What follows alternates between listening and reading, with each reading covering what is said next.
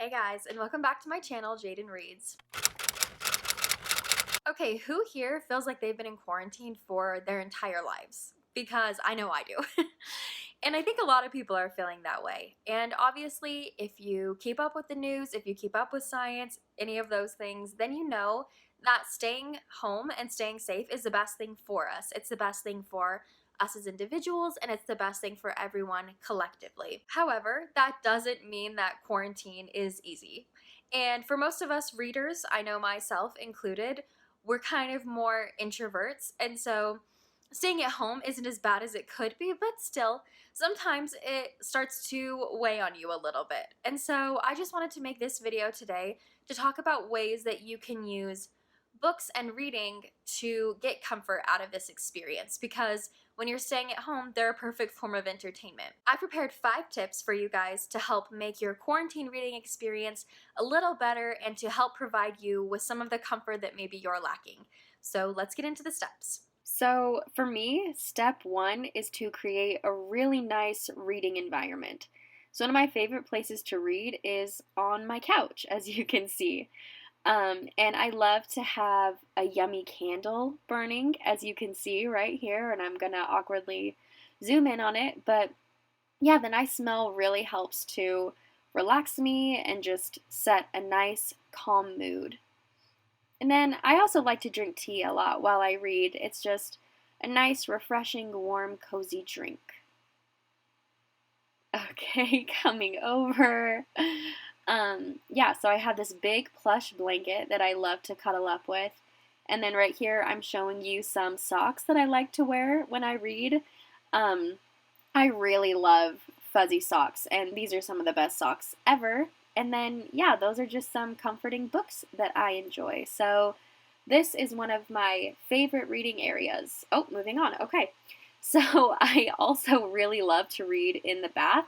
And I have this nice little setup you can see with this nice, like, reading, I don't know what it's called, but, like, the thing. Yeah, I got it on Amazon.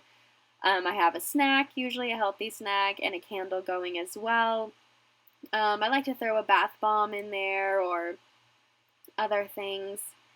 But yeah, this is also a very, very comforting spot for me. Oh, yep, you can see that bath bomb attempting to fizz its way through. Another thing that really helps me set the reading mood is to get into a big, comfy sweater like this one or a baggy t-shirt.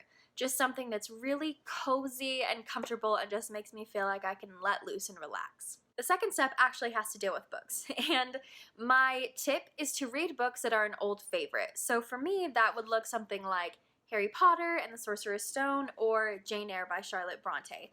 These are some of my favorite books. They're my absolute comfort books. I'm sure that you guys all have your comfort books as well. Those books that they've been there for you through hard times, and they're books that you know you can rely on. They almost feel like an old friend. They just really feel like somebody that you can rely on. And sometimes when we're feeling alone and when we're feeling sad, scared, unsure of the future, picking up an old friend like these two for me can be a real lifesaver. My third tip is to be flexible and open to new ideas.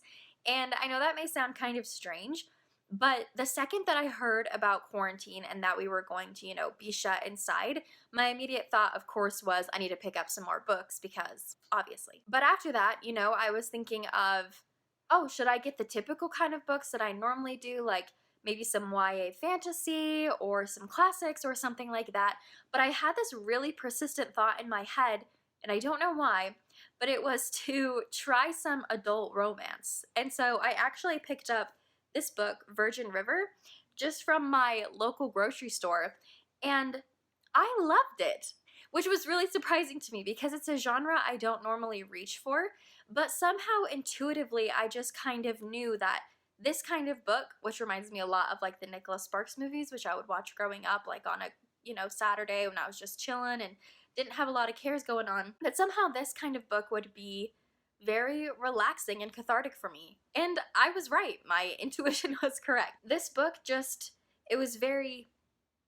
wasn't shallow, but it also wasn't very deep. Like, there wasn't a lot that I needed to think about or work through. I could just read this story and go on this journey with these characters and just be excited and be there. And something about this just really felt like spring and summer to me and was just a really big comfort. So I encourage you, if there's a genre or something that's coming to mind that you feel like, I don't really reach for that. Sometimes we know ourselves better than we think we do, and maybe just try it because maybe your brain knows what you need more than you think.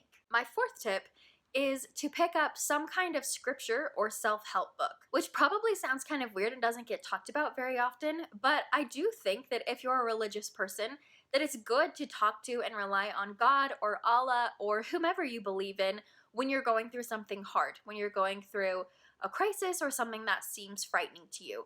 And so whatever your religion may be, whatever that may look like for you, I encourage you to reach toward those spiritual books to help you grow. And if that's not your thing, that's totally okay. I also know there's a bunch of self-help books out there, and a lot of books have come out lately on mindfulness and meditation, and they express, I think, similar themes that scriptures do, which are to, kind of put yourself in a calm environment, take the time to think through things, don't suppress your thoughts but work through them, find those moments for yourself, all of those kind of things. And so if you're feeling overwhelmed, a book like that may be great to pick up. And my last tip number 5, is to journal. And this is a brand new journal that I got from Target like a week or two ago, honestly. And it's super random for me. I've actually written in here quite a bit since I got it. And I am not a journaler by any means. I always used to feel like I was too busy and like I didn't have the time. But when quarantine hit, I started to have some really negative feelings that were hard to cope with. And they were unexpected. And I think, when we get a wrench thrown in our routine, in our daily lives, that can happen and that's normal. And so I made the choice to go pick up that journal. And obviously I've had extra free time because of quarantine, and it has been a lifesaver for me. I honestly am so glad I picked up that little book, because when I start to have negative thoughts, I can just write them down in that journal, and it feels like they're like lifted out of me and put on the page and they're not mine anymore, and I don't have to worry about them. If you've ever thought about journaling before and thought it could be a good release but didn't feel like you had the time, or whatever it was, whatever was holding you back from journaling, I really suggest that you try it now and see if it works for you now, because, it is still a book, and it's a book that you get to write. It's a story that you get to tell, and it's your story, and you get to put it down on paper, and sometimes that can feel really healing. So yeah, this was just a short and sweet, simple video, and I hope that my tips revolving reading and books can really help you during this time.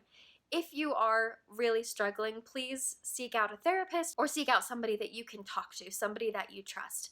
But I would definitely recommend therapists, as they are professionals and can really help you through this time. And I know that there's a lot of options for doing that online, and that you don't necessarily have to do it in person because that's not safe right now. But please take care of yourself. Take the time to read. If reading is overwhelming, don't do it right now. Take the time to meditate. Take the time to do whatever it is that grounds you and makes you feel peace and comfort during this crazy time. And we'll all get through it together. Thanks for watching, guys, and I'll see you in my next video. Bye!